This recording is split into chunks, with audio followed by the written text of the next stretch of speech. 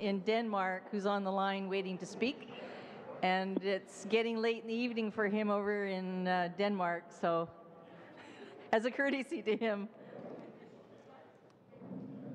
Christensen, pardon me. I'm sure there's a Peterson in Denmark somewhere.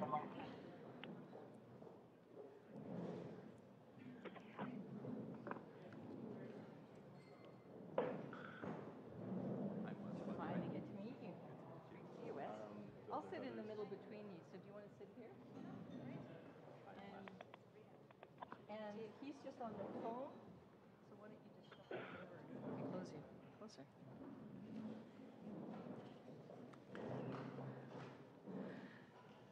Terrific. I know it's been a long day, although an incredibly interesting day, and a lot of interesting ideas for us to take away, absorb, and then take action on. I believe in action. I'm Linda Duncan. I'm a Member of Parliament for Edmonton, Strathcona, the lone New Democrat from good old Alberta. And it's my privilege to be chairing this last panel on international models for a new energy future. And we've got a fantastic panel. I'm delighted that we have Mr. Peter Christensen waiting on the line in Denmark, who's going to speak to us, and then Dr. Sabrina Schulz, who I first met when she was working here in Canada. We're delighted to have her back here, and Wes Johnston, who's going to speak to us from the Solar Industries Association. I'm going to introduce them briefly now so that we can just slide along in the panel. Mr. Christensen was originally educated as an architect, but he spent the last 3 decades with environment and development projects in developing countries and Europe. Particularly, he's focused his attention recently as a technical advisor in Bolivia on new energy futures. And he is employed by the Samsoe Energy Academy, and I'm looking forward to hearing about his work there. And we appreciate his patience waiting overseas for us to get to him. Dr. Schulz, as I mentioned, is the head of the Berlin Office of Third Generation Environmentalism, E3G. It's a European think tank, or NGO, working on accelerating the global transition to sustainable development. And she advises her current work focuses on energy policy, the low-carbon transition in Germany and Europe, climate diplomacy, look forward to hearing about that, and sustainable urban development. Now, as I mentioned, Dr. Schulz was previously here in Canada and had the pleasure of meeting her when she was working with the previous British High Commissioner, who was doing fantastic work here in Canada, helping to try to move us along to a climate action agenda.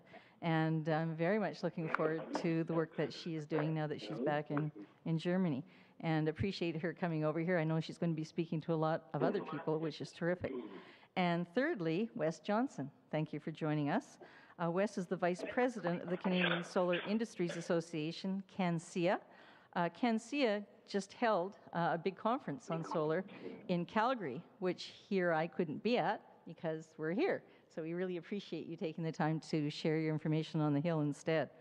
Mr. Johnston provides leadership in strategic initiatives, business strategy, and operations for the solar industry, and has great experience in marketing, policy development, and regulatory affairs in solar energy development and expansion. So without further ado, I will turn you over to Peter Christensen, who is going to talk to us by telephone from Denmark.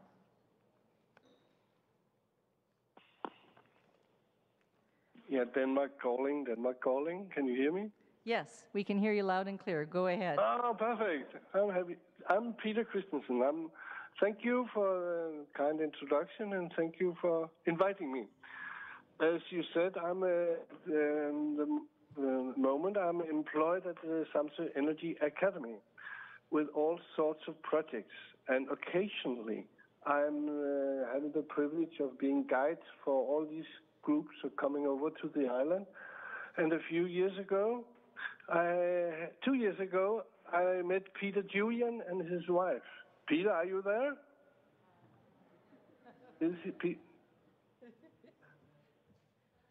He's here virtually. He's virtually. I'm so pleased. Hi, Peter. And we had 2 very good days at the island where I showed him around, and we discussed what's so interesting about this little island in the middle of Denmark. And we had a very fruitful discussion, and we kept contact, and he had been very helpful in one project I'm involved in, where in 2017 we are going to make a big sustainability festival, where hopefully Mr. Neil Young will take part. So he had helped me in that, but that's another story. I think that from here, I would like to, hopefully you get convinced that Samsoe is interesting. So the big challenge for me is I can only hope that you are seeing the same thing that I'm watching in my computer. So I will make the slide shift by saying a number or just shift. So could you please show me the number 2?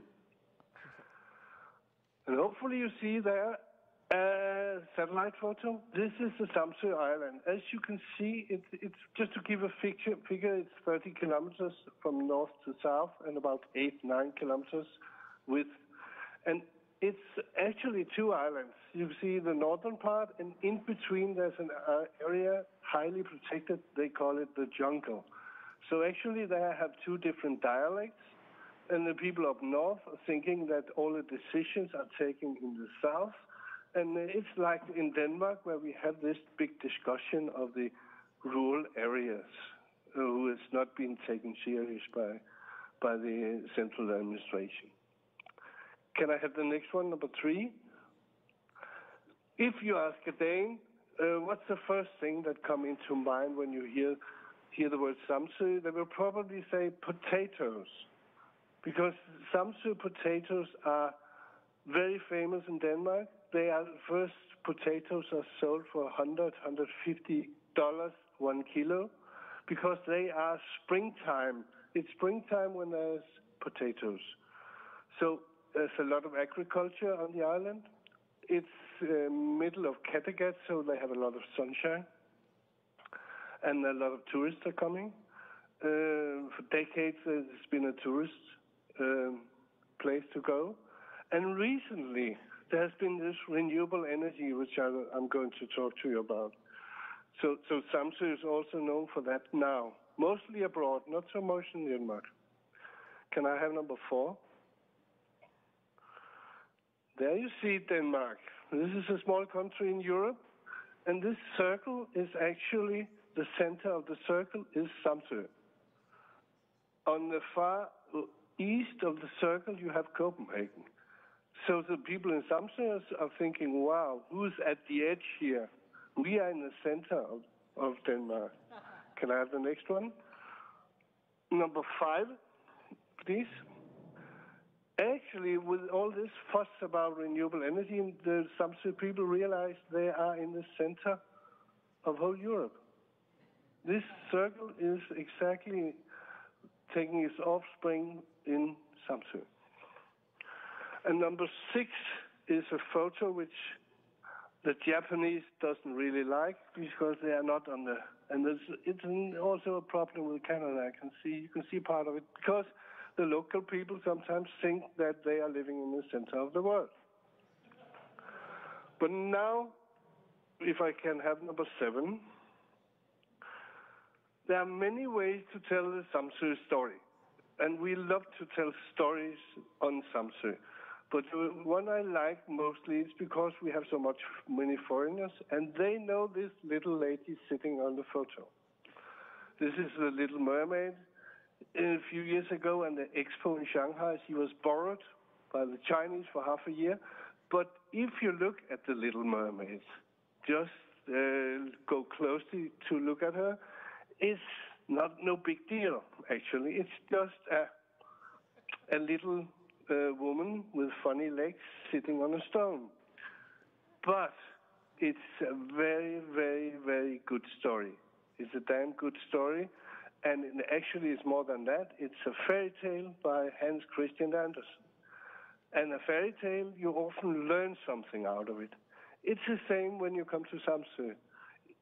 if you go close to the things, you will see there the technical installations. It's old installation put up 10 years ago. But the interesting thing, the big learning of Samsoe is how it was possible to do it and all the stories related to it, because that's what people bring home when they're leaving Samsoe. So what I'm going to try now, long distance, is to tell you a fairy tale. It will be very fast, not to take much time, but I'll do it by go to number 8, please. There you see a man. He was very tall. He was living in the 90s. He was the Minister of Environment in Denmark, and he went for a journey to Japan, actually to a big meeting in Kyoto, where he was chairman, and he came home and he said, this is Danish saying, the climate change is by far the biggest problem facing the mankind. And he was so enthusiastic, but he was also, he wasn't well liked by, for example, the farmers. On the other side, his name was Auken. It says the sign, he was the environmental Milosevic. Because, can I have the next one, number 9? He had these big ideas. He came home with a grand vision. In 96, he said, hey, we need to act. Okay, in 2030, 30% of all renewable energy will be covered by renewable energy. And people said, come on, Sven, you've said this stuff before. He was very stubborn, so he went to his minister and said, we need to show the people it can be done. So he invited 5 islands to make a plan, a master plan, showing how to be self-sufficient within 10 years. And self-sufficient, can I have the next one? Number 10. Self-sufficient wasn't something like this you see on the photo. It wasn't something about creating new way of living, new way of housing, grow your own potatoes necessarily. If you take the next one, number 11, it was much more pragmatically a competition showing with the use of wind, solar energy, and biomass, how to cover the consumption within the area of heating, electricity, and transport. There wasn't any money connected to this competition. It has to be based on the government schemes at that time, which were very good schemes for the public, but it wasn't something with some money who were winning the competition. And at the same time, it has to be done with the technology at hand. It wasn't asking for new technology development. This was a condition of the whole competition. Samsoe won the competition, and if I can have number 12, the same consultancy who made the master plan came home, and this is a brief summary where what happened. There was these 3 areas of heating, electricity, and transportation. In the area of heating, the Samsoe people had put up 4 heating plants, and together with a lot of campaigns in the off-grid areas, they have reached 75% of the coverage of heating by renewable energy. Electricity was very easy on the island because in Denmark and elsewhere in Europe at least, there's a big problem when the local or the governmental people, the people are working in municipality come out with their plans, the people get angry. But in Samsoe, it was quite easy, and they put up 3 strings of wind turbines, 1 megawatt turbines. And one of the secrets, which is also a very important learning from Samsoe, is if you ask the local people, there's 1 string with 3, which one is the most beautiful? They would say the one in the middle. And that's because they own it. They have made a very simple scheme where the people virtually could come from the street and buy a share in the turbine. So that means that the whole project in Samsoe has cost 60 million euro, but 80% are local investment. And that helps a lot if there's this motivator of it's a good investment. So 2 of these 11 are actually owned by the local people. The same when it comes to the transport. At that time, with the conditions was use technology at hand. And when it came to electrical cars or else other transportation, there weren't any. So instead the smart Samsoe people looked at the sea. And there they saw a shallow area where they, within 2 or 3 years, put up, at that time, the biggest offshore turbine park in the world with 10 2.3 megawatt turbines. So that was a finding of this consultancy, and they say, wow, this is 100% success, you must say. But that really isn't the end of the story. This isn't really the end of the fairy tale, because if I can have the next one, number 13, at the end of the project, there was some rumors going over the Atlantic, and there was a woman sitting at Time magazine. She heard about this small island in middle of Denmark who was doing something. She went over and got so enthusiastic that she, at that year, my boss, Søren Hermansen, he was named the hero of the environment, together with Arnold Schwarzenegger. And that made a big fuss. Then we got a lot of visitors from all, journalists came from all over the world. CNN has just been there for the 4th time. And also Canadian television actually has visited the island. And they're telling a lot of stories, bringing home, making Samsoe famous. So if I can have number 14, because it wasn't only media people who saw this. This is a group of a mixture of Irish, Bulgarian, and Hungarian and Danish visitors. They are looking at the wood chip burning, one of the heating plants. We have such visitors, technical visitors.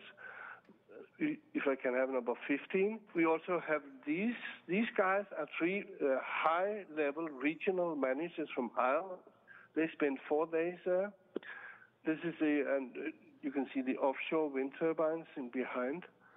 If I can have number 16, we have lots of these. This is a master student from MIT in the States. And number 17, there is just taking last Monday.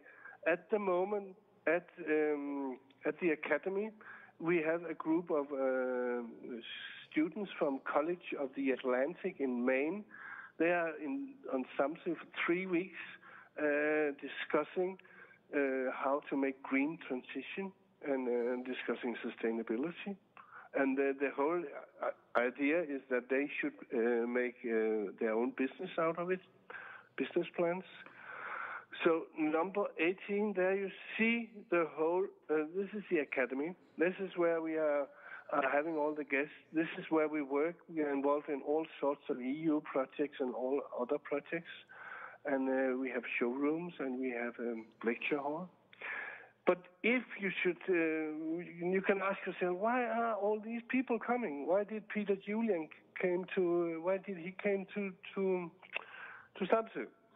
One question, or one answer is, if you see now a polar bear, we are right in the numbers, because this is the issue. There's in Denmark we had Peter Lomborg, which was famous for saying there is no climate change, but now more or less most people are saying there's something happening. We need to act.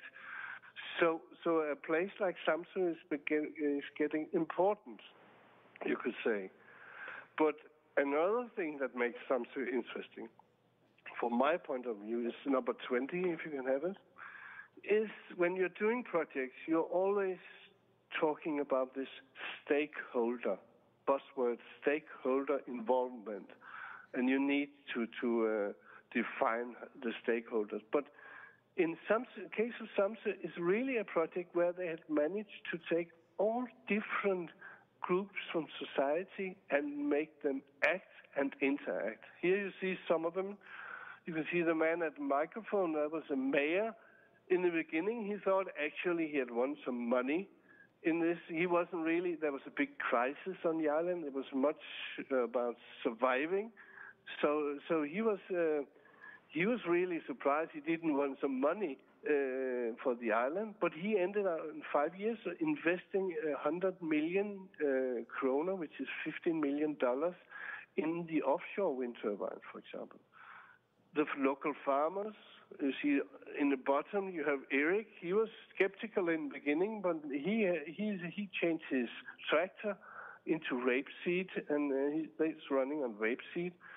And in this picture, you have loads of good stories, and all they are all interacting to make this project happen. Number 21, there we have the Burning Man, because most groups, most individuals coming to Samsoe, they end up asking this question, which I don't like, because it's so difficult to answer. How can I do it at home? And normally we are saying, don't do it. Because there wasn't by coincidence that Mr. Svend Auken, the minister, chose islands, because islands is easy to deal with, because it's sort of you can control many things. But what really, from my point of view as a project man doing projects for so many years, I can see a pattern now that there are some learning which could be useful, also hopefully in a completely other context. Because if we take number 22, we are optimists because it is not so difficult. It is no rocket science make things successful. If you take 23, the only thing is, it's like Mr. Neil Young says, long may you run, because things take time. In this project, this is an early meeting. You see lots of coffee, lots of the Danish pastry are consumed, meetings. If we take 24, there you see, this is another type of meeting, because there we don't have coffee, there we have beer. That means now we have to take decisions. And in between these two meetings, there is another important thing. This is a picture of Søren Hermansen. He was crucial for the success of the project, because he knew who were interested to contact in between meeting. In the beginning, it wasn't the mayor, it wasn't the council, it wasn't even the biggest farmers. It was people he knew that the other people would listen if they stood up in public, for example. So this local knowledge is very, very important for making a project successful when you're doing a transition. And another thing is, things takes a lot of time. Time. You can push it, but if you take over and control it, it's a different thing. Then you are running the project. Then you don't have the public. Then you don't have local ownership. And now we have 26. Back to the vegetables. This is because in Denmark we say you have to find the carrot. And I try to translate it, and it doesn't give sense in English, but if you want to translate it, it's what's in it for me. You need to find the drivers. What's interest for the people for going into a project? Mostly there's an economic incentive, but there could be others, environmental or power and stuff like that. This is very much about strategy doing these type of projects successful. And there you need to find the drivers. Another learning is keep it simple. It was 100% in 10 years. That's understandable. And if the people really don't know what you're doing, either they get angry or even much worse, they turn their back to the project. And if they do it, they really is a long way up. Another learning from Samsoe is number 28. you had to show results. We're doing a project like Samsoe. The project people from the beginning knew to make people interested. You had to make things happen. So they chose a goal they knew they could obtain easily. So actually, after 1 year, they stood up and said, now we have achieved what we planned, and now we go to the next. And so instead of saying something in long 10 years ahead or 20 years ahead, they made people interested by showing results constantly. And this was the project running from 1997 to 2007. Now, Samsoe has been doing lots of projects, but if we go to 29, now the big task, and this is a difficult one, now Samsoe has been elected by the government to show how to be fossil independent or fossil free within the year of 2030. Denmark is going to be fossil free in 2050. So this will be a place where we can show it 20 years ahead of the rest of Denmark. And one big task here is the transport, because you could state that it is cheating by putting up some offshore wind turbines and make a spreadsheet solution. So this is a big task now. And this is about my last slide, because it's one of the last ones, because this number 30 is same, but different, as they say in India, meaning that now it's a different project. It's much more difficult, much more complicated, but the way to do it, to make people interested in the project, has to be done by the same way than the first project. And that means it takes time. It is easy to put up a wind turbine. It's all the processes that lies behind it that interest me, at least. So if you take 31, this is my favorite photo from Samsoe. This is a photo where the local people went to the mainland, and this behind is actually a part of the offshore wind turbine. And these people were actually feeling that they bought this huge wind turbine because they have maybe for $500 shares in this. So this is really what the learning is, that these people have taken ownership and they are happy. They feel part of the project. And the last one I have for you is this number 32, because this is sort of for the future. These projects, as I see it, like Samsoe, are so important to make. There's a lot of stories connected to Samsoe, and these stories, it could be useful making it in other scala, in other contexts, in other countries. So I hope that this could have made you interested in learn. You can go to our homepage. If you take 33, you can see the address there. And if you have any sorts of question, I would love to answer them. Thank you.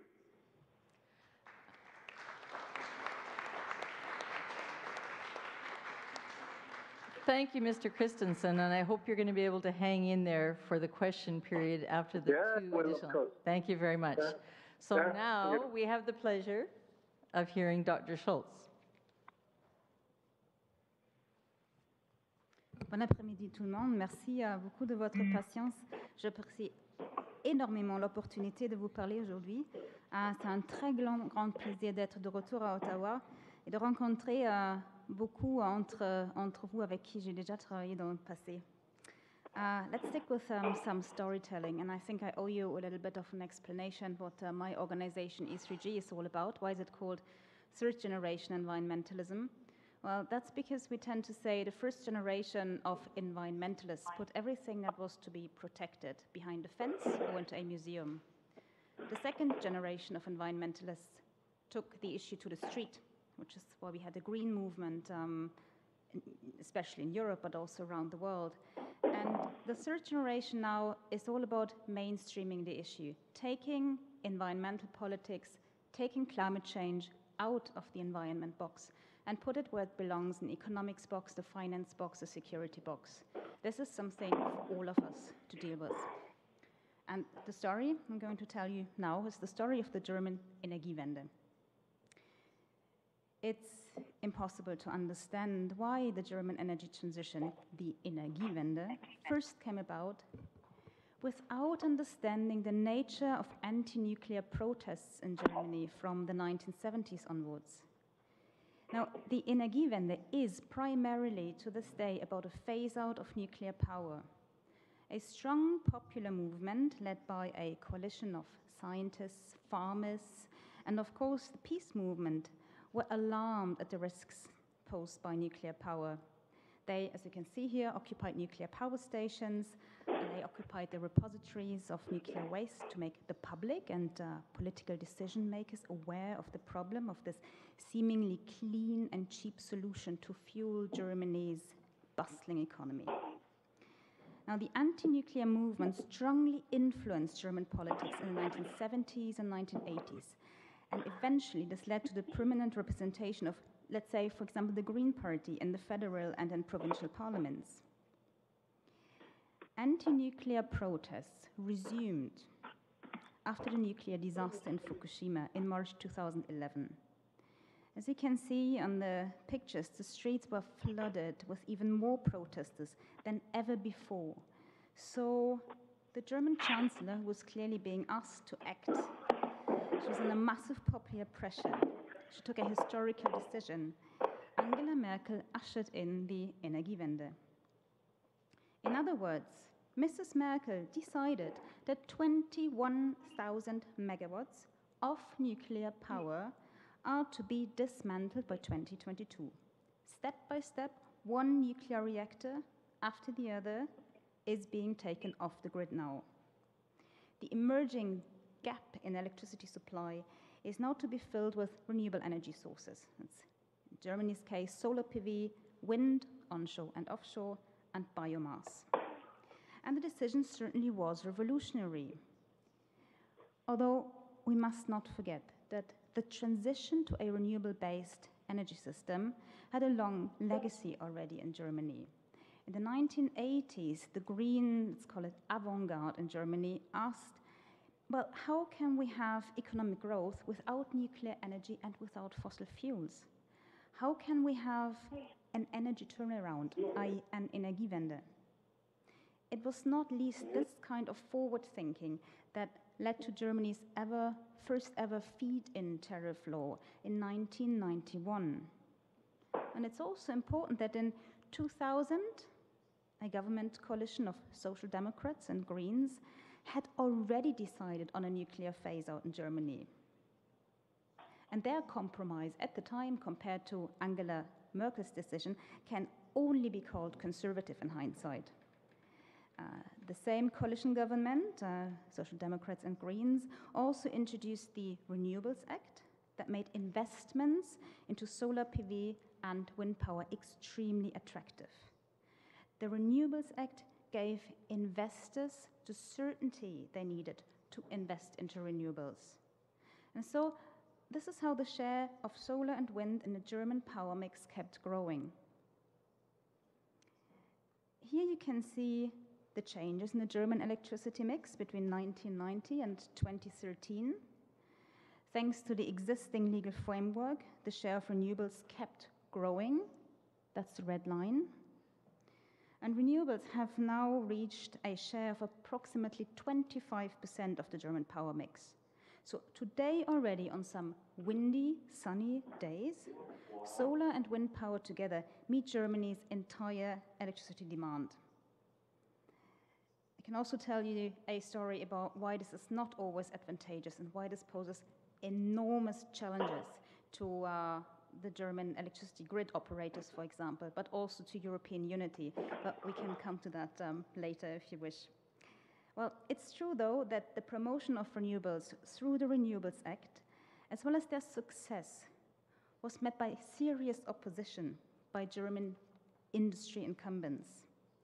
So in 2010, just shortly before the Energiewende, and that's also a story that needs to be told, the government of Angela Merkel had decided on the phase-out of the nuclear phase-out, simply because it had been considered to be too complicated and too tough to do it too soon and too quickly. Nuclear power stations were now supposed to run a few decades longer again. And the pressure from industry, actually, the government saw them saw nuclear power as an indispensable bridge technology. In hindsight, a bad decision. I showed you the pictures of nuclear protests just a few months later, and the rest really is history now. Fortunately, the government was not unprepared for the Energiewende. In 2010, the government had also introduced the so-called energy concept. The energy concept puts Germany on a trajectory of both decreasing carbon emissions and a steady increase in renewables at the same time. Those targets have not changed until today. So you can see the energy concept stipulates a gradual reduction of carbon emissions, so from minus 40% in 2020 to minus 55% in 2030 to an eventual minus 80 to minus 95% in 2050. This is remarkable for an industrial country. The share of renewables is supposed to increase by 50% in 2030 and by 80% by 2050. Now, in order to facilitate a gradual transition to renewables and to meet the CO2 targets, it's of course indispensable to make energy efficiency into a second pillar of the Energiewende. But this part of the energy transition is more challenging. Challenging in the housing sector and very challenging for industry. Just to illustrate this, the biggest challenge in the housing sector is that the vast majority of Germans is renting. And to most people, an increase in their monthly rent, just because of expensive retrofitting measures that only pay off after many years, to many people this is simply unacceptable, or rather, they simply can't afford it. So landlords have very little incentives to invest here because they can't recoup everything from their renters at a later stage. So in parallel to energy efficiency, we're now talking about a rollout of renewables in the heating sector. The current concerns in Europe over gas supplies from Russia have only strengthened this case. But at the moment, we're still at the very beginning. The current government wants to have everything put in place in 3 years' time. That's when the next national elections are taking place. The energy minister, Sigmar Gabriel, is also head of the Social Democratic Party, and if the Energiewende succeeds, then he's certainly hoping for a success in the elections as well. Next slide. This slide shows the vast potential of renewables and therefore potential of emissions cuts in the heating and the transport sectors. I'm not sure whether you can actually see this, but the green is the electricity sector. So it's only a tiny, tiny, tiny share of the big task we have to take on. And it's absolutely clear that the Energiewende won't be complete if it remains restricted to the power sector. But a challenge of upfront investment in both sectors, so transport and housing, is really significant. A transformation will not happen without serious government intervention, be it, let's say, in the area of tax breaks for retrofitting in the housing sector, or more and smarter incentives to increase the fleet of electric vehicles. I mean, just imagine you need to build a whole new infrastructure around all of this, a new infrastructure for the heating sector, a new infrastructure for the transport sector. When it comes to the German car manufacturers, BMW, Mercedes, they are certainly not very happy about these changes, and they're trying their very best to slow down the process. Let's put it like this. Next slide. So Germany realized to bring out a real transformation in our energy systems and in our economy as a whole, we cannot rely on the market alone. Next slide, please. So when it comes to a system as complex and as long-lived as the energy system, governments need to send the right signals to investors, and they need to make sure that their countries are not locked in to a high carbon development path, that they will pay really dearly for one day. They will pay dearly for a an energy system based on fossil fuels in the world of volatile and rising prices for these fuels. And in Europe, fortunately, people are slowly starting to realize that. And we mustn't forget in this context the vast amounts of subsidies that go into fossil fuels and nuclear energy everywhere in the world. And this is the story of Germany. In Germany, renewables are far behind in the amount of subsidies they have received so far in comparison to what was invested into hard coal, lignite and nuclear since the 1970s, when people first started to talk about renewable energy. Actually, I think if you include figures before the 1970s, there will be a much stronger bias even towards nuclear, because most of the basic research to introduce nuclear power in Germany was all public money, paper public money. And by the way, the excuse that a decarbonization of the economy will cost us dearly in terms of GDP growth is not true. That's the next slide. The German case shows you that you can grow your economy and decrease your emissions at the same time. Of course, lobbyists of, say, the energy-intensive industries in Germany strongly contest this. Companies like chemicals producer BASF, for example, are concerned about rising energy prices and hence their competitiveness in global markets, not really thinking about volatile and rising fossil fuel prices in the future. So what we're doing right now is actually to their benefit. But they're also concerned about security of supply in terms of the risk of blackouts in the energy system in a time of volatile electricity supplies. This is a serious issue. And I would be telling you the wrong story if I didn't tell you that engineers and policymakers are working closely together to find solutions for this big problem, because you really have to make a case in an industrial country that their production will not be at stake when you base your energy system on renewables alone. Next slide. So in Germany, the really hard work of the Energiewende is about to start now.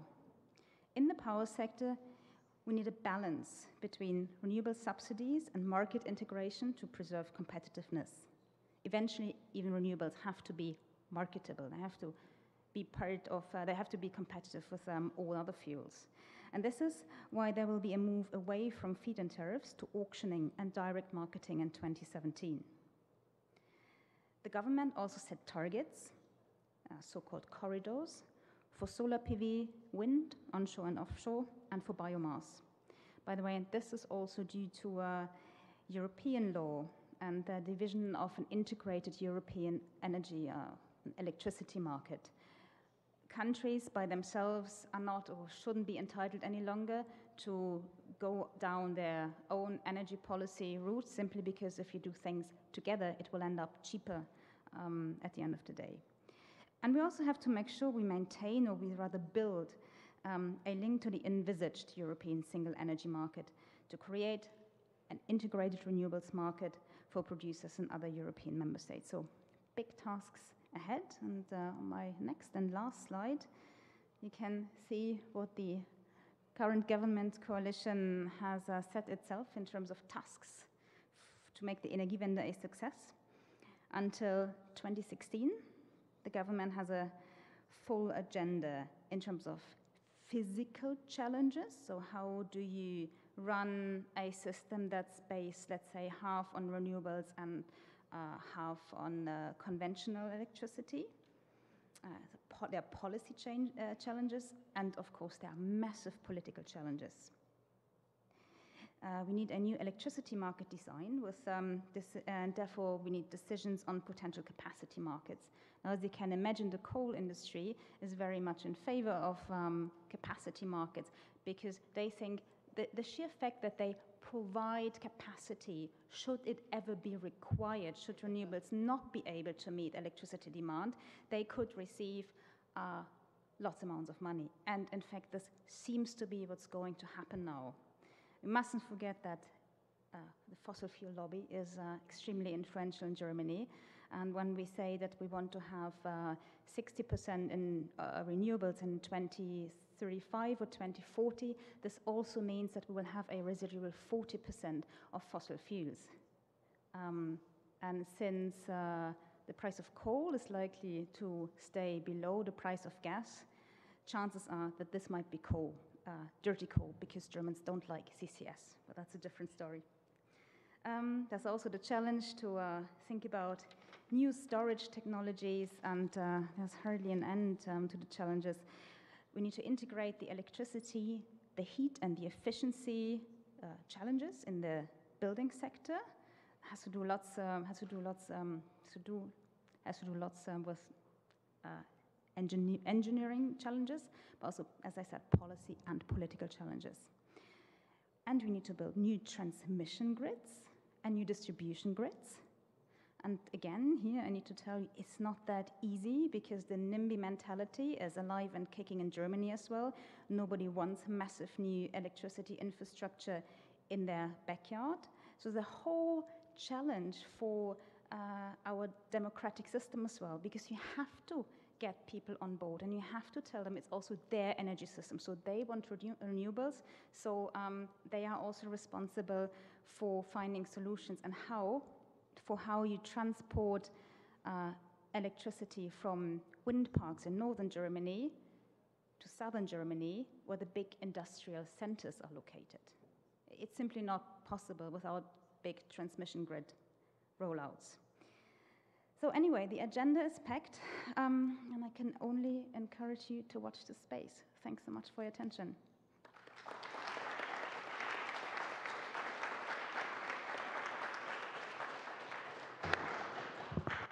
And our third, but no less significant speaker, whoa. Okay, we won't use that one.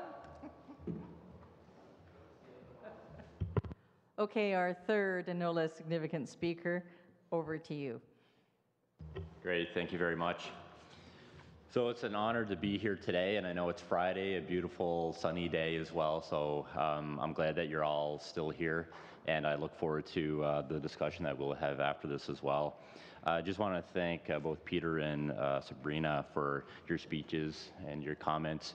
I'm actually from Prince Edward Island, Peter, which is a small island in Canada, eastern Canada. And 10 years ago, when I was doing my master's degree, I actually did a comparative analysis and showcase study on Samsoe, and looking at how we can model, how we could model Prince Edward Island after Samsoe. So I'm very intrigued to see the progress, and it's kind of just funny how those things kind of loop around again. So I'm actually stepping in for our president, John Gorman, today, who unfortunately could not make it.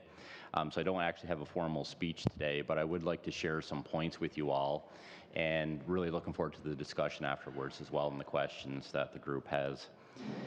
Canada is really blessed with an abundance of natural resources, and we're obviously very famous for our oil and gas. And with that, we're really considered an energy superpower throughout the world, so an international energy superpower.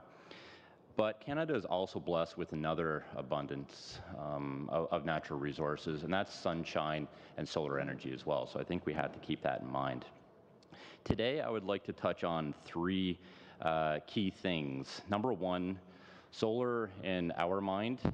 Solar energy is the energy of the future, and I'll share some comments regarding why we believe that's the case.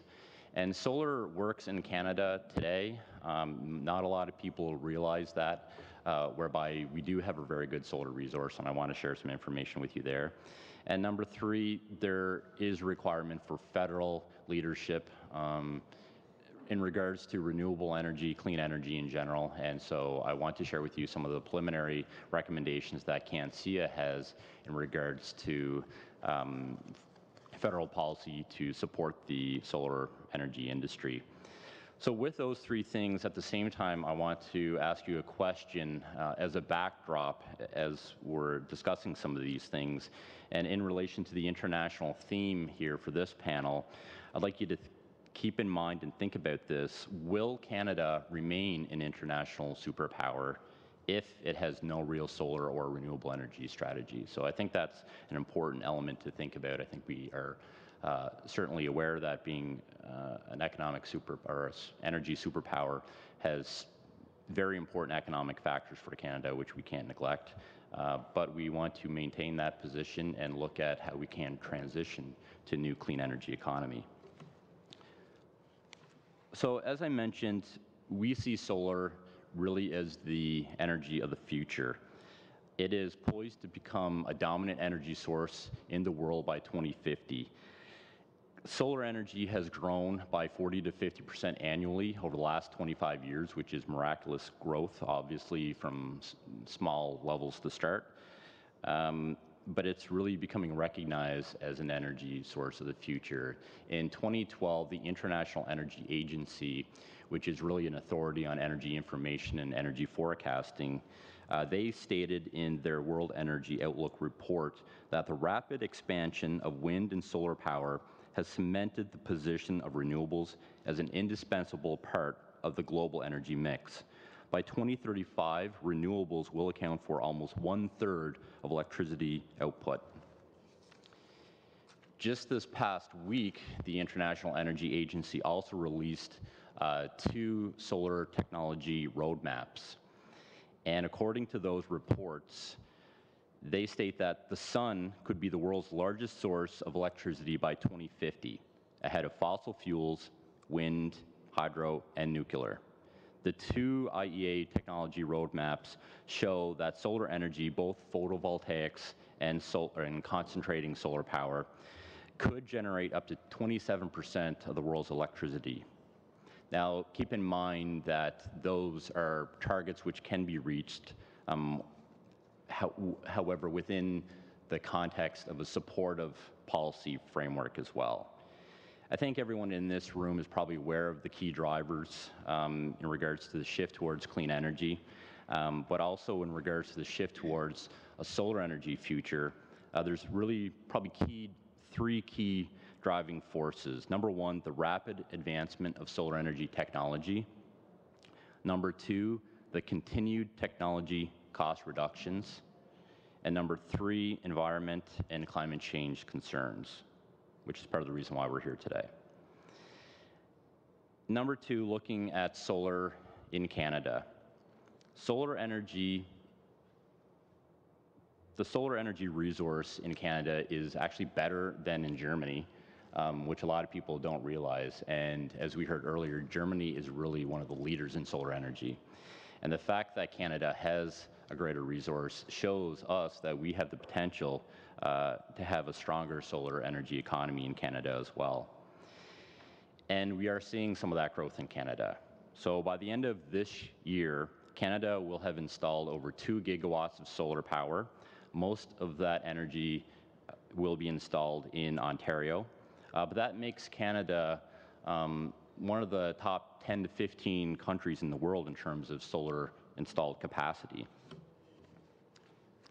This has created approximately 8,000 to 10,000 jobs in Canada and has created roughly $2 billion of investment in Canada as well. So not only is it good for the environment, but certainly there are economic factors there as well. As Linda mentioned earlier, CanSIA has a conference taking place today and throughout this week actually in Calgary. And even as an association, we've seen tremendous growth within our organization. Just as an example, our conference in Toronto attracts over 4,000 people. It's one of the largest energy conferences in Canada. And we just started our Solar West conference a few years ago as well. And we're seeing tremendous interest in Western Canada.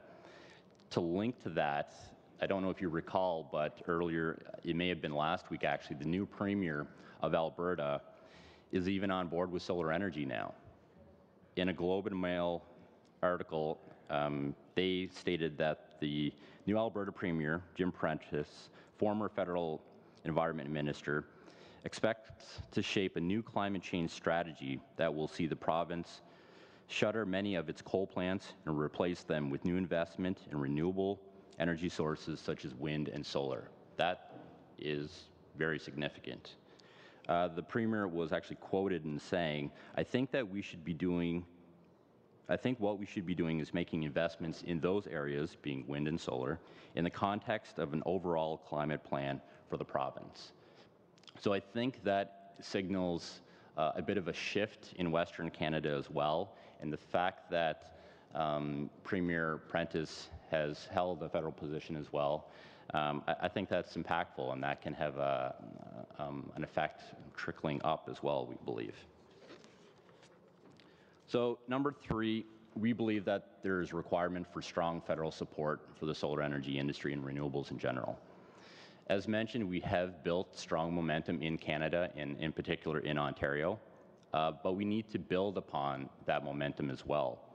As we're aware, energy is for the most part a provincial matter, and a federal policy, however, can set a framework and a foundation for provinces to adopt more renewable energy and make it a part of their energy plans as well.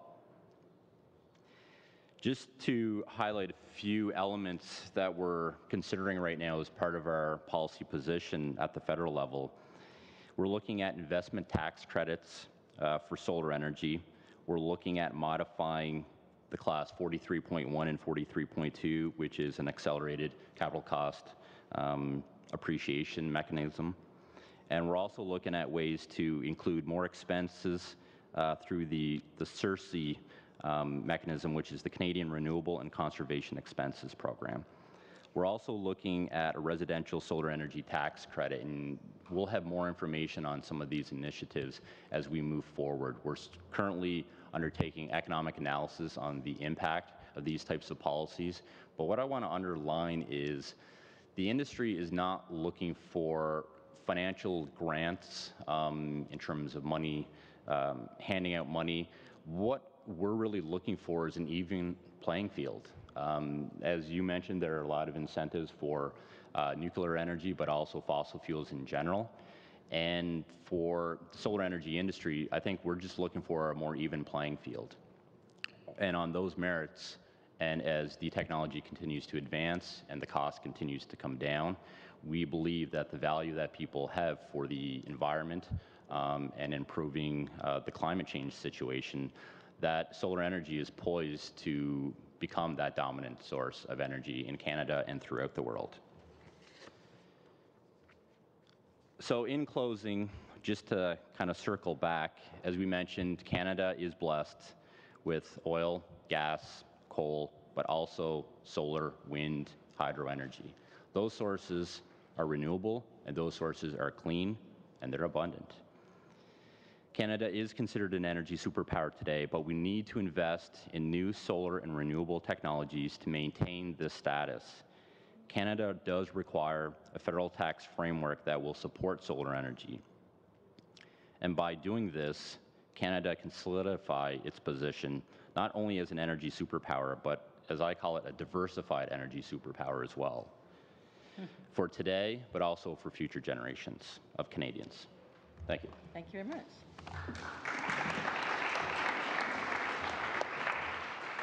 Thank you very much. And it looks like we have a few questions. Please go ahead. It's on now. No, put it back on again. Okay. Ed Wasinski, Manitoba Hydro. Dr. Schulz, I found your presentation fascinating.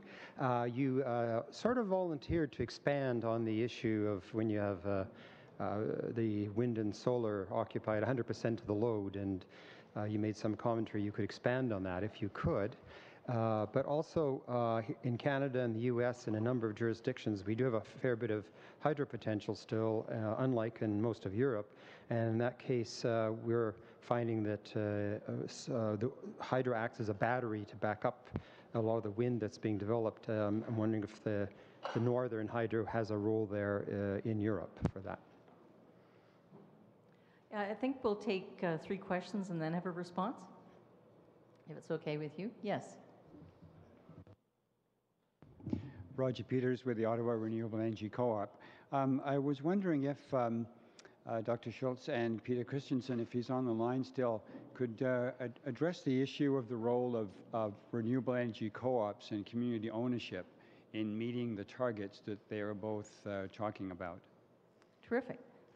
Can we take the third, and then we will go to responses? No? It's on. Oh, Go ahead. okay. Will Dubitsky, author of articles on the green economy for an online journal, online environmentalist journal, the Common Sense Canadian. I particularly liked your presentation, Leth. The information that's emerging now on the economics of migrating to a green economy is that with the decline in the prices of clean technologies and the rising prices of fossil fuels, that if you look at energy investments, which usually have a 20 to 25 year investment cycle, right now investments in clean energy make more sense than investments in fossil fuels. The reason why there isn't a massive shift to fossil fuels has a lot to do with power and money and vested interests. And this is what we have to work on in Canada, because we've always thought of ourselves as a resource export economy. And one thing, just one thing I wanted to mention about your presentation is it was really pro-solar, and as a former Government of Canada employee who supported the development of migration to a green economy, the number one rule was to never favor any particular solution, but give chances to all those types of solutions that are around in this country from different types of innovators, from different strengths and weaknesses across the country. So I don't think it makes any sense from a government point of view to pick winners and say, well, push solar. Government should be essentially supporting all the types of solutions that are there. It's through that plurality of an approach that we can ultimately all be winners. Okay, thanks. So I will turn over to first Mr. Christensen, if you'd like to respond to those first two questions, if you can recall what they were. Do we still have Mr. Christensen? Can you hear me? Oh, we can now. Yes, please go ahead. Very comments. Yeah, it's this about community and community power, community co-op. And I would say in Denmark, that's also why we say that don't try this at home, because in Denmark, one advantage was the feed-in tariff from wind turbines and so on. Another advantage making such a project come true is that there's a strong tradition in Denmark with co-owning things. For example, farmers having a tractor, there may be 5 farmers go together and buy a company. This has been going on for centuries almost. So the Danes were used to the thought of owning things together. And that's not something which is normal elsewhere. But in Denmark, this was very much, or in the Samsoe case, was very much part of the success that the people knew. Yeah, we have to do it this way because this is the most sustainable way that to own things and act together. Community power, we also call it. Okay, thank you, Dr. Schulz. Would you like to add to that? Right. 2 questions in the beginning for me. So in times when 100% of the electricity demand in Germany is met by wind and solar, we still have a residual something else in the system. So the system is kind of overflooded with electricity. And the question is, where does it go? We've got 2 different challenges here. One has been addressed now and has become much better.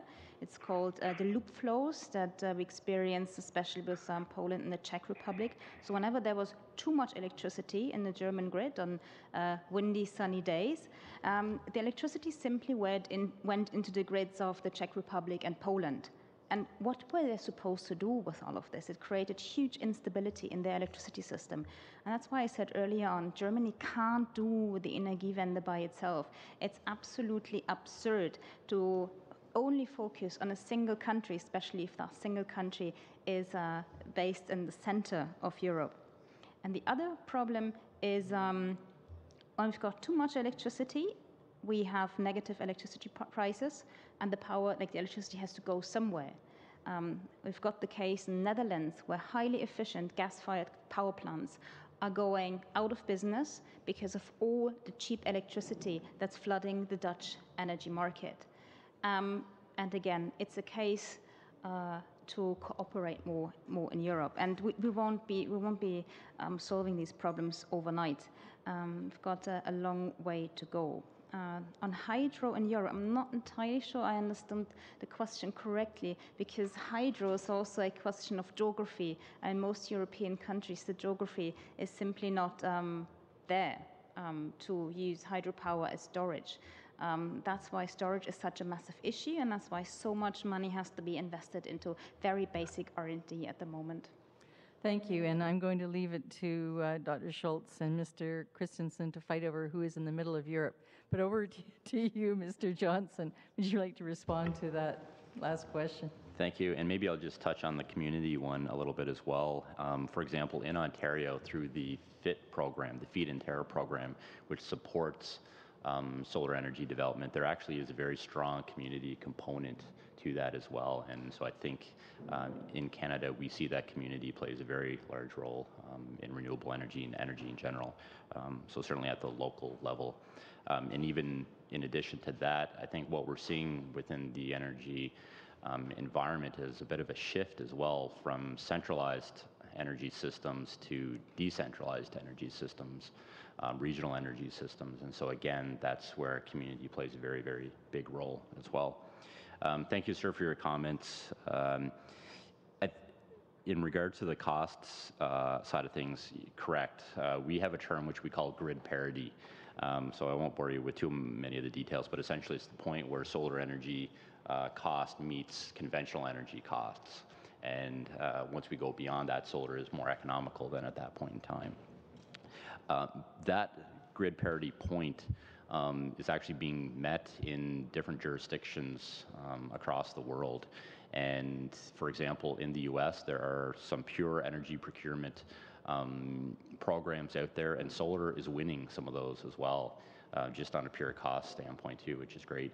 And depending on your location in Germany, for example, electricity is fairly expensive.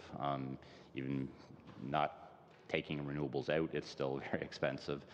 So that's where it certainly makes a lot of economic sense when it is high-priced electricity rates in the area. In terms of supporting all new energy sources, I support that. I guess I wouldn't be doing my job as Vice President of CANC if we weren't kind of plugging some of our things. But at the same time, and seriously, I see your hydro friends, Jacob, just right in front of you there as well. And so we certainly communicate on a regular basis. And we see the technologies as complementary. And hydro, for example, plays a great role in regards to kind of having that storage, that capacity when, for example, the sun isn't shining or the wind is blowing or whatnot. So certainly agree that, as I mentioned, a diversified energy mix is probably the best way to go. If you're talking to your financial planner, they usually say a diversified investment strategy works. And I guess that's kind of what I think about as well in terms of an energy mix, having a stable energy mix there as well.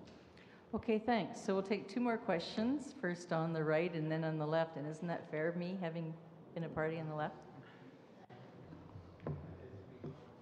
Bonjour, je suis François Lapierre, adjoint du député Marc-André Morin en Laurentide-Labelle au Québec. Mais je suis aussi membre de la coalition pour que le Québec ait meilleure mine. Et depuis 2006, on travaille sur un dossier pour demander un moratoire contre l'exploitation des mines d'uranium au Québec. Et dans le cadre d'un bureau des audiences publiques en environnement qui a lieu présentement au Québec, on a eu des gens de l'industrie minière de l'uranium qui sont venus nous dire que c'était un peu hypocrite pour l'Allemagne de dire qu'ils voulaient démanteler le nucléaire parce que quand il y avait besoin d'énergie, ils se retournaient vers l'énergie nucléaire française. Qu'est-ce que vous avez à dire là-dessus? Okay, we'll take the second question. My question is for both our European colleagues, both here and across the ocean, and that is to do with carbon pricing and the European experience with the EU emissions trading system, where in some cases, because of economic fluctuations, the price of the carbon credit has become so low, the auction was actually canceled, is my understanding. So could you comment about what that experience has been? Thank you. Okay, thanks. Maybe I'll let Dr. Schulz speak first to the uranium nuclear issue, and then I'll have both Mr. Peterson and Dr. Schulz speak on the last question. We obviously see this problem, and I think that at any point in time we have got atoms in, or molecules, or like energy particles, whatever you want to call it, in our electricity system that come from French nuclear power stations. That's simply what happens when you have got an integrated European grid system. But that still doesn't mean that I believe that the nuclear phase-out is wrong. I still believe that Germany needs to show that you can run a power system without nuclear energy. But without, of course, preaching too much, because the European neighbors are not too happy if Germany is preaching and telling them what to do. So Germany is just doing what it has to do. There's popular support, there's popular consent, and hopefully other countries will follow suit if they see that the energy transition is succeeding. But let's not forget, the French are trying their own transition énergétique, and it's extremely ambitious by French standards. You cannot simply, you can't do the same in France as you're doing in Germany because of the long legacy that we have already. Then there was a question on the emissions trading system in Europe. Well, there's an ETS reform going on at the moment. We're also talking about the 2030 targets for European climate and energy policy. And I can only say I'm hoping that the problems will be addressed, but obviously energy-intensive industries will continue lobbying to get free certificates for the future.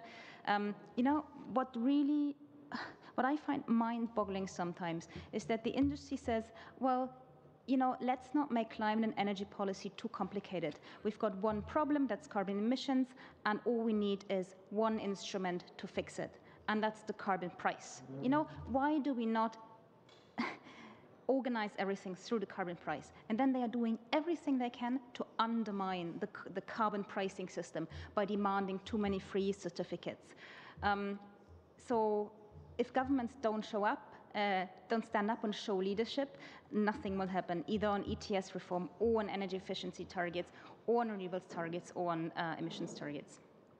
Thank you. Mr. Peterson? Is it me? Yes. Would you like to respond to any of those last two questions? Yeah, I'm not an energy expert, but what we've seen in Denmark is this like this slide I show you with these carrots. This, what's in it for me, is very much at stake or in hand. You saw the prices of feed-in tariffs went down since the 90s until now. It's very much low, and the interest is falling, but still it's very, very easy to boost it. For example, the Danish government made a scheme that became so popular in PV cells for local, that they had to close it down because it was too popular. It was too costly for the government. So it's just a matter of finding and prioritize some is to boost, and the people are willing. But it takes time to convince them, and a good way to convince them is through their wallet. Thank you. Did we answer both the questions? I think. Yes, go ahead. A final question. Peter Danton. I teach history and philosophy of technology, among other things, and I'm listening to the debates we've had today and the presentations, and this question is particularly for Dr. Schulz, because one of the things I noticed looking at the sort of nexus between technological, social, and cultural systems, which is exactly what's going on in Germany, is that there's an overemphasis on linear thinking and avoidance of leapfrogging, essentially, and an emphasis on power generation as opposed to conservation. It seems to me that if you can find a way of either stepping outside of that linear pattern and powering things in other fashions, then you may not need to have that steady upward curve of production. And also, if you change the usage patterns, then you simply don't need to build as many power plants or find solar or anything else. So what is Germany doing about dropping the demand or changing the way in which power is used within society? Please, whoever would like to respond. Dr. Schulz?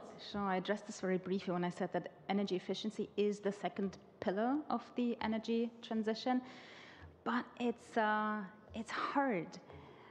Not only for technical reasons, because there are engineering challenges, because there are legal challenges, but also because the government's revenue depends to a large part on the taxes on fossil fuels. So what alternative system do you introduce? At the end of the day, it's not the energy minister, it's not even the chancellor who will decide, it's the finance minister who wants to have a say as well. That's the real challenge with energy efficiency. And when it comes to linear thinking, you know, it always strikes me. Right now we're having this discussion I already alluded to in the European Union on where Europe should stand by 2030 in terms of its energy and climate policies. And the kind of economic modeling that's being used is certainly going down the lines that you just illustrated. There is no out-of-the-box thinking whatsoever. But why are they doing it?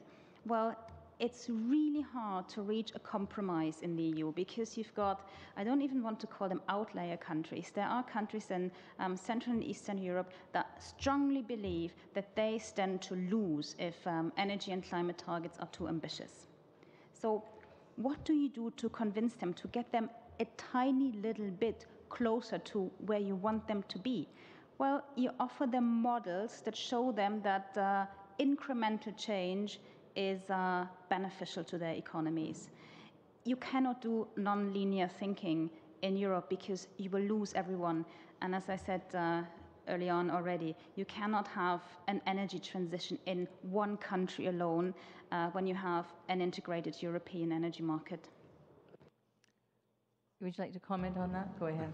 Certainly, I'd like to comment on the conservation item, and I think I would agree with you whereby conservation is something that we need to pay more attention to. In Canada, we're considered energy hogs in Canada for the most part, and obviously we have a colder climate and we have a large country, so to travel it does require more energy, but at the same time we're a very energy intensive country. One thing that I think could help on the conservation side is creating a better informed public in regards to energy use. I think smart grid technology and information that is being created through the smart grid, essentially it's just a communication tool, really. And when people are informed about their energy usage, I think that helps to change that behavior. I think there's a number of other things that have to go into it though as well. And what we have found is, for example, homes that do have solar energy on them, for example, those are usually individuals who are a little bit more aware and they're conscious of their energy use. When they flick on the switch, they know that solar is playing a role there. A lot of people, whenever they do that, they have no idea. They just are happy that it turns on. And so I think localizing solar or localizing energy in general, having it closer to the individual, I think helps them understand the usage more as well and hopefully conserve. Thank you. Well, I think we are close to the finale, but I want first of all to particularly thank Mr. Christensen for hanging in at this late hour in Denmark. We appreciated having him join us at least virtually in Canada. I'm sure we'd all like to go to Samsoe Island now. And also to Dr. Hopefully. Yes. You should be welcome. Okay. Also, Dr. Schulz and but Mr. please Johnston. come in season. Okay, that's an open invitation. Sounds like. So. Yeah. Summer. Yeah. Thank you. Yeah. Thank you for inviting me. Have a nice day. Bye.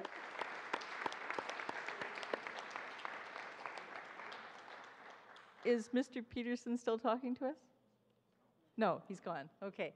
And over to my colleagues for the finale. Thank you very much.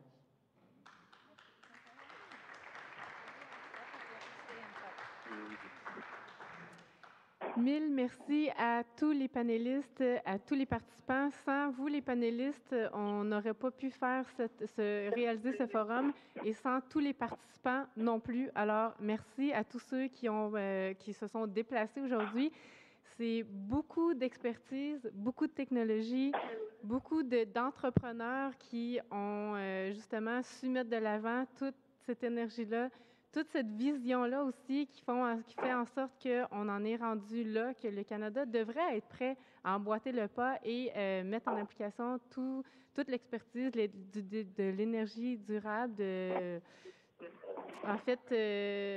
pour avoir justement des projets sains pour la planète et pour notre économie.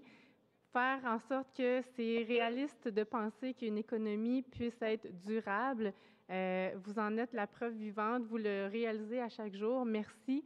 Reste justement à avoir de la volonté politique au sein du gouvernement, de tous les paliers justement gouvernementaux.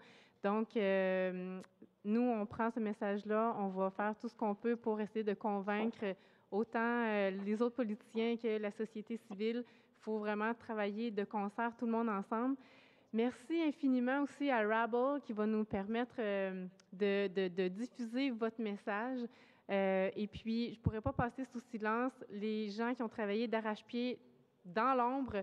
Vous avez derrière ici, il y a Mounia à l'ordinateur, il y a Henri, il y a Anna qui vient d'entrer, il y a aussi Jean-Marc, il y a Isabelle qui est derrière assise, un grand sourire, très fatiguée, mais toujours là.